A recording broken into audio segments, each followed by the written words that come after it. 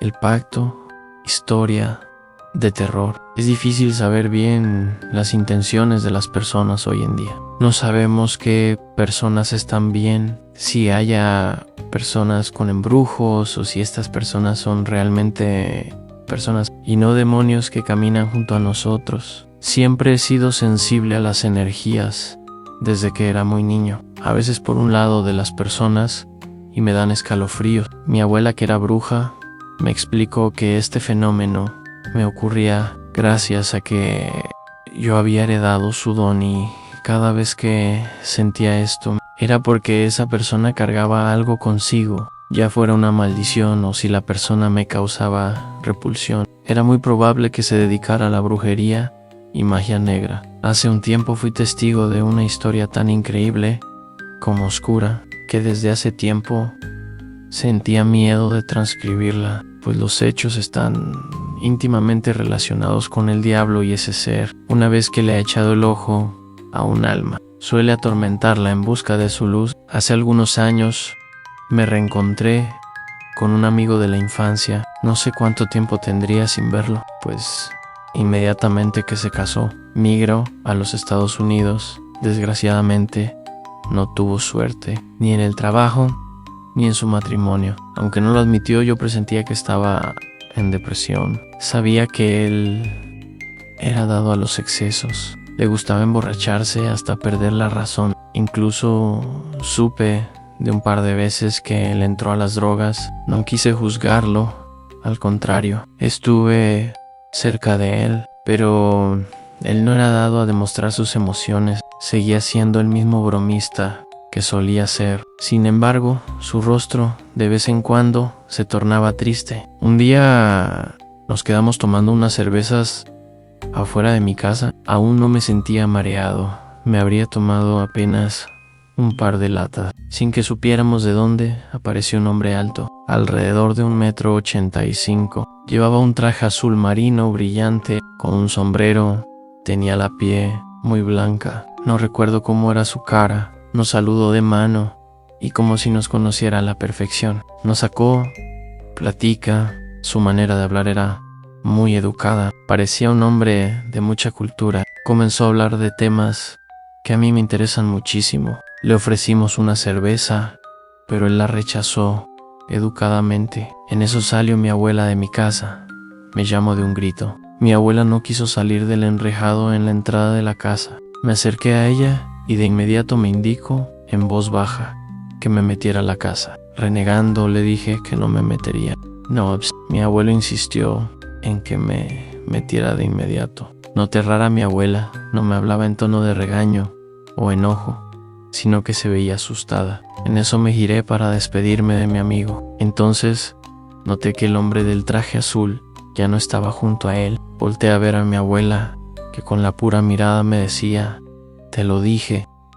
Me acerqué a mi amigo y le pregunté que a dónde se había ido el sujeto. Él me respondió que no sabía, que cuando volteó a saludar a mi abuela, el hombre desapareció, pero que antes de irse le dijo su nombre. Mi amigo no pudo recordar el nombre del hombre, solo me dijo que debía ser extranjero, pues sonaba raro. Solo se acordaba que empezaba con la letra M. Me metí a mi casa y mi abuela ya tenía lista el agua bendita. Me roció todo y después me puso a rezar varios credos enfrente de un enorme crucifijo que tiene a un lado de la puerta de entrada. Me preguntó que si no sabía con quién había estado hablando. Yo le respondí que no.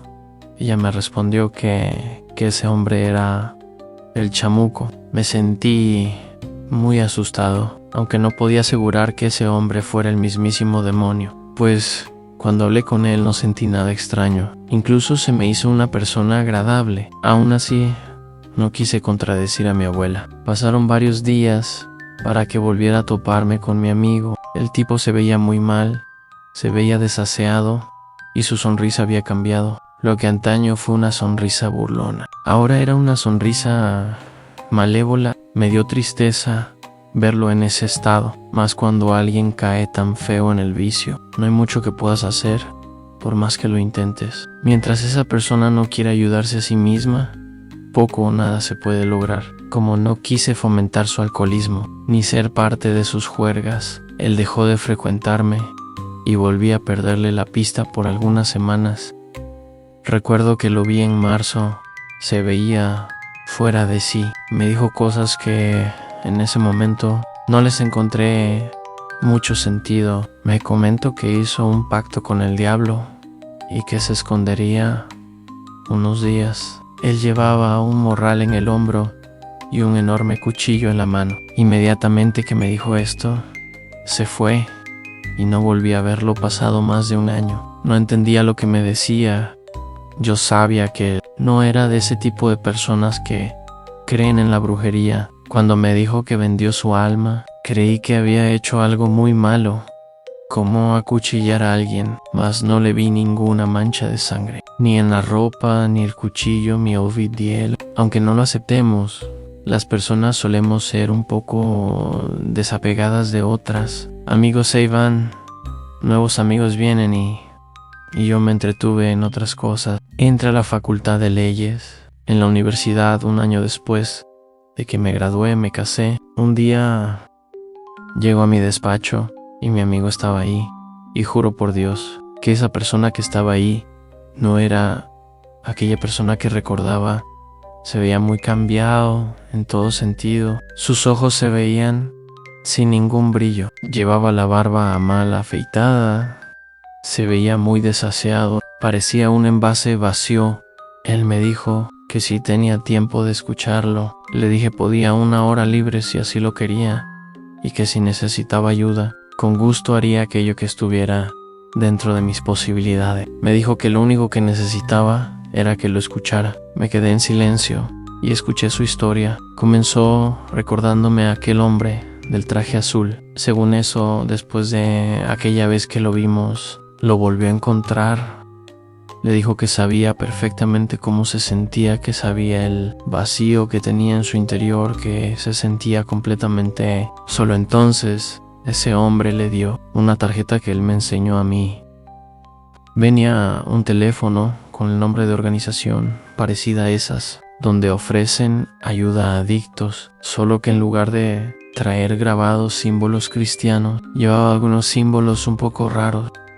Él continuó diciéndome que llamó al número de la tarjeta, que lo citaron en un lugar y que de ahí lo llevaron a una especie de retiro espiritual, donde me aseguró fue testigo de los peores horrores que jamás vivió. No me quiso contar muchos detalles, solo me dijo que en ese lugar no los ayudaban realmente, que al contrario, les ofrecían drogas y alcohol a cambio de participar en ciertas ceremonias, algo así como una especie de misa negra, donde se reunían personas muy extrañas, de las que ahora dudaba si eran en verdad humanos. Se despertó la curiosidad en mí. Soy un católico fiel y de ninguna manera participaría en algún ritual de este tipo. Sin embargo, debo de aceptar que siempre he tenido gusto y curiosidad por este tipo de historias, quizás por mi sexto sentido o porque mi abuela me solía contar ese tipo de historias. Ya no me quiso contar más allá, solo terminó la historia diciéndome que le obligaron a hacer cosas horribles, pero que apenas tuvo oportunidad se escapó, corrió a la carretera y pidió un aventón. Cuando terminó su historia me pidió ayuda.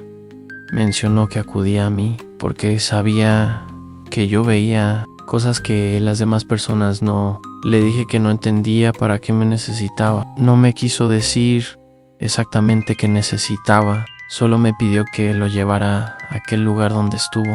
Yo tengo un cliente en ese rumbo, por lo que se me facilitaba pasar un fin de semana allá. Se me hizo fácil acceder a la petición de mi amigo, no tanto por ayudarlo, sino por saber en qué lugar se reunían aquellas personas y también ver lo que hacían. Accedí a ayudarlo. Llamé a mi cliente, quien amablemente me prestó una casita de campo.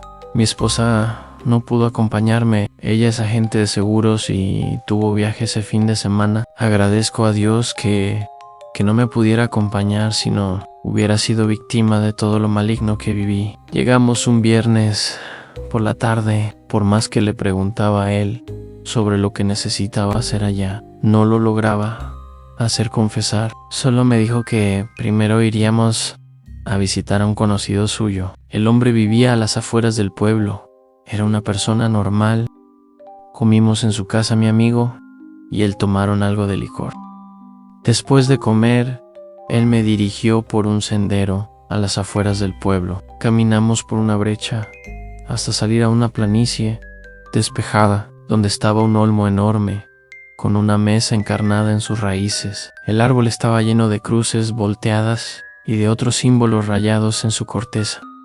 Mi amigo me indicó que la casa de donde escapó se encontraba cruzando un cerro. Me explicó que las personas que acudían a estos lugares no eran ni siquiera de aquí, mayormente eran extranjeros. Tras un largo y cansado camino, alcanzamos la propiedad de la que me habló. Parecía abandonada.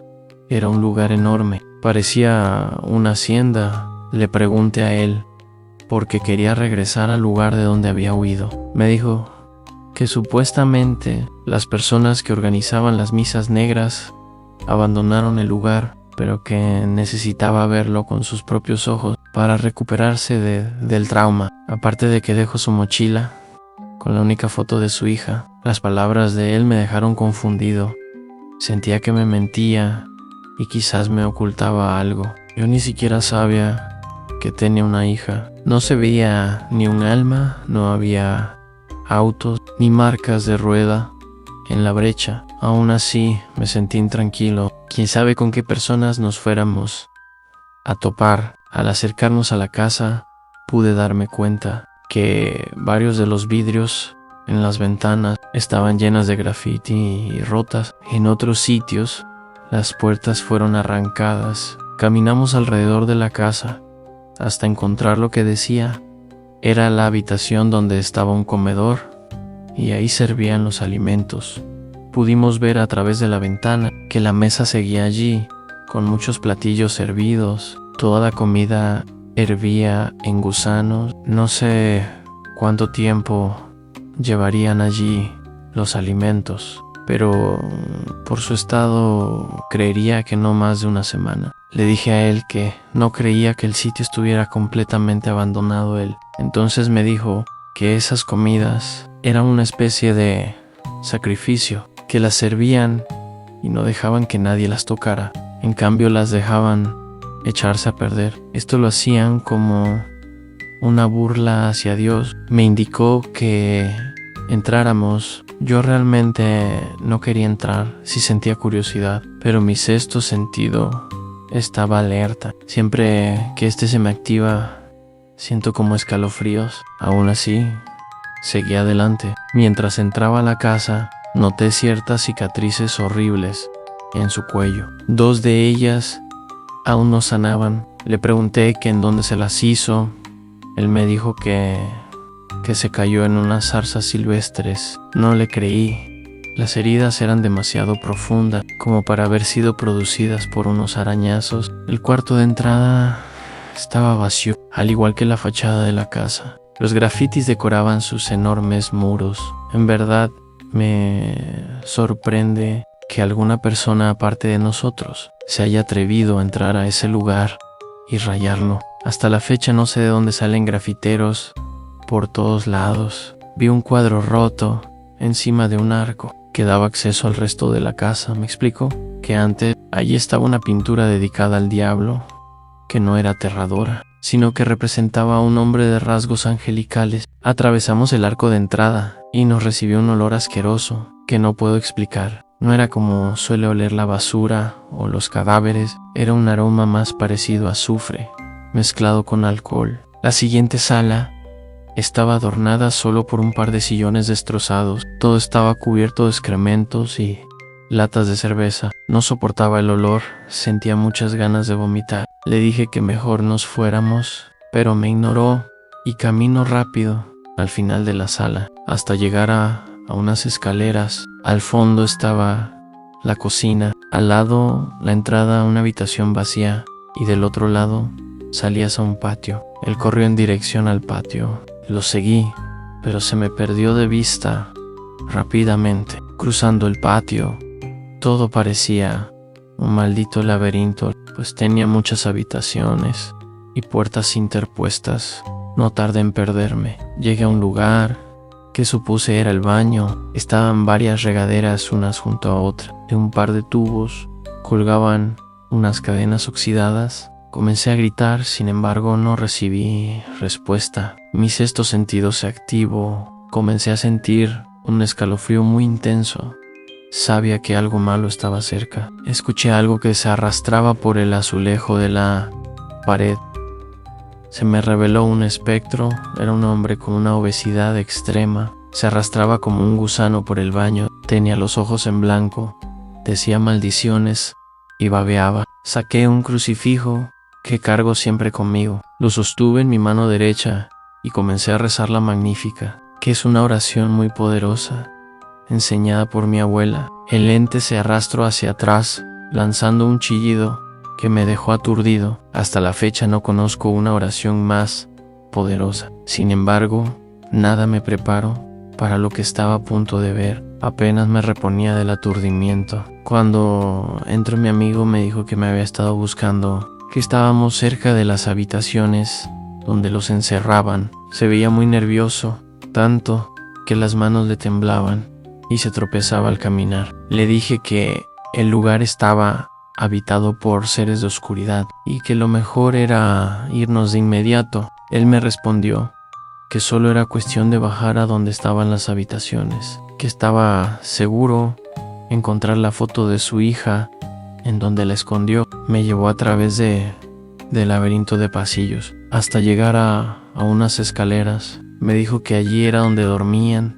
Me indicó que entrara, pero dejé que él fuera primero. Ya desconfiaba de él. El lugar apestaba encerrado y a ratón. Noté de inmediato algunas veladoras encendidas, mucha basura en el piso. Era obvio que alguien seguía habitando el lugar. En el lugar había varias literas triples con varios lazos amarrados. En el piso encontré algunos rosarios. Él movió una litera y enseguida se puso a retirar un ladrillo del muro. Allí fue cuando me di cuenta que me estuvo mintiendo todo el tiempo, pues de su escondite sacó un cráneo de algún animal con alfileres en los ojos y un símbolo tallado justo por encima de los ojos. Apenas va esto, le empecé a reclamar. Él me pidió disculpas. Después me dijo que se me hubiera dicho la verdad, no habría accedido a acompañarlo. Le exigí que me contara la verdadera razón por la que nos encontrábamos en ese lugar. Cuando iba a comenzar a hablar,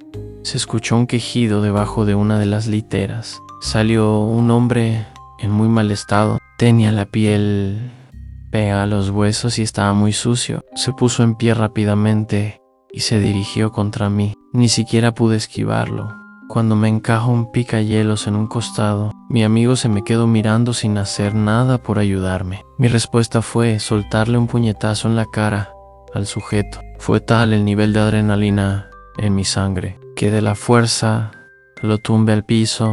No me quedé a ver si se levantaba. Maldije a mi amigo y corrí fuera de esa asquerosa habitación. No sé ni cómo le hice, pero logré salir de ese laberinto de habitaciones y pasillos. Me ardía la herida, no me quería revisar, pues sabía que en cuanto viera el daño, el dolor se desencadenaría en mi cuerpo. No tardó en alcanzarme mi amigo, me gritaba que lo esperara. Yo lo ignoré y seguí caminando. Iba llegando justo a la primera habitación, cuando me jaloneó la camisa. Me giré en dirección hacia él para exigirle que me dejara en paz. Tenía una mirada horrible, parecía fuera de sí. Llevaba también un picahielos. Comenzó a decirme que no tenía otra opción, que era él o yo. Yo le advertí que si se me acercaba lo mataría a golpes. En eso apareció una mosca de un tamaño poco común y se interpuso entre ambos. El semblante del cambio ahora se veía aterrado. De un segundo a otro un enjambre de moscas apareció. Él gritaba como loco.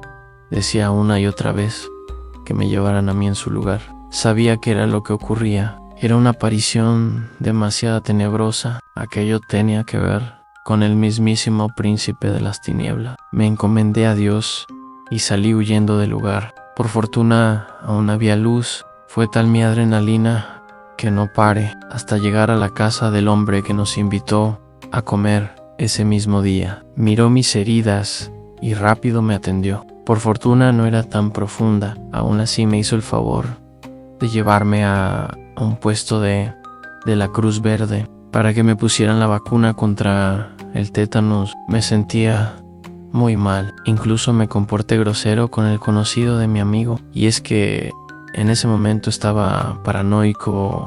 No, una vez que vi las buenas intenciones de esta persona, le agradecí y dejé mi número, pues me quiso platicar algo referente a mi amigo, pero no quise escucharlo en el momento. Le di mi número y le pedí que me llamara en la semana, pues pensaba darle algo de dinero en agradecimiento por haberme atendido. Decidí irme inmediato a mi casa. Ni siquiera regresé a la casa que me prestó mi cliente. A los 6 días de lo ocurrido, me enfermé. Fue muy extraño encontrarme en mi despacho. No me sentía débil, ni congestionado de la nariz. Simplemente de repente se me elevó la temperatura tan intenso que me hizo convulsionar. Me llevaron de emergencias a un hospital. Me practicaron estudios de la cabeza a los pies. Me sacaron sangre sin encontrar nada que me ocasionara esa fiebre repentina. Estuve en observación un par de días y luego me mandaron a mi casa. Estando en casa me sentía aún peor. Una debilidad invadió mi cuerpo. Pasé un par de noches delirando. Siempre era lo mismo. El enjambre de moscas aparecía de la nada en mi habitación. Escuchaba un chillido horrendo. Momentos después, las moscas desaparecían, dejando a la vista un cuerpo sin piel. Reconocía quién era.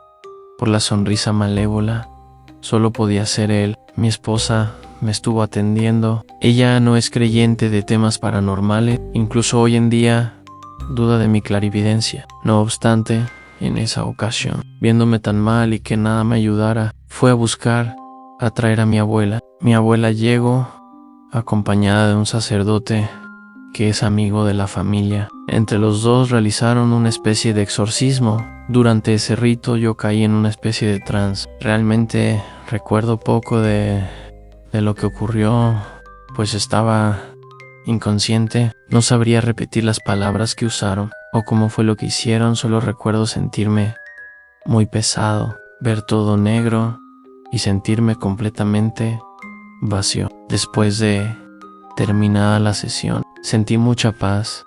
Sin embargo, la herida en mi costado me duele cada vez que siento alguna presencia extraña. Lejos de ver este dolor como algo negativo, lo siento como algo útil, sobre todo cuando me quiero alejar de los espíritus malignos. Ya no supe nada de mi pseudo amigo y comenzaba a olvidarme de ese terrible acontecimiento. Cuando recibí una llamada, era el hombre que me llevó a la Cruz Verde aquella ocasión. Me preguntó por mi pseudo amigo, que si no lo había vuelto a ver. Le dije que no, y que en verdad no sentía nada de ganas de encontrármelo. Me contó que él tampoco lo volvió a ver, pero que meses antes de esa visita lo había visto una noche de marzo junto a otra persona, practicando brujería debajo de un olmo junto a su finca. Él y varias personas pensaban que tenía pacto con el diablo. No soporté escuchar esa palabra. Yo sabía muy bien que era un hecho. Le conté lo que atestigué. Después él me dijo que era muy posible que tal vez quisiera entregarme en su lugar, y que esa casona al final de la brecha perteneció a un extranjero que casi nunca asistía, que lo habría visto en escasas ocasiones, pero que era un hombre algo raro. Vestía de manera extravagante y siempre iba acompañado de personas en situación de calle. Le ofrecí algo de dinero por haberme ayudado esa vez. Sin embargo, no quiso aceptar nada. No quiero ni imaginarme qué blasfemias realizarían en esa finca. Me quedan mis dudas acerca de la verdadera nacionalidad de ese hombre. Quizás vendría de mismísimo infierno, quién sabe.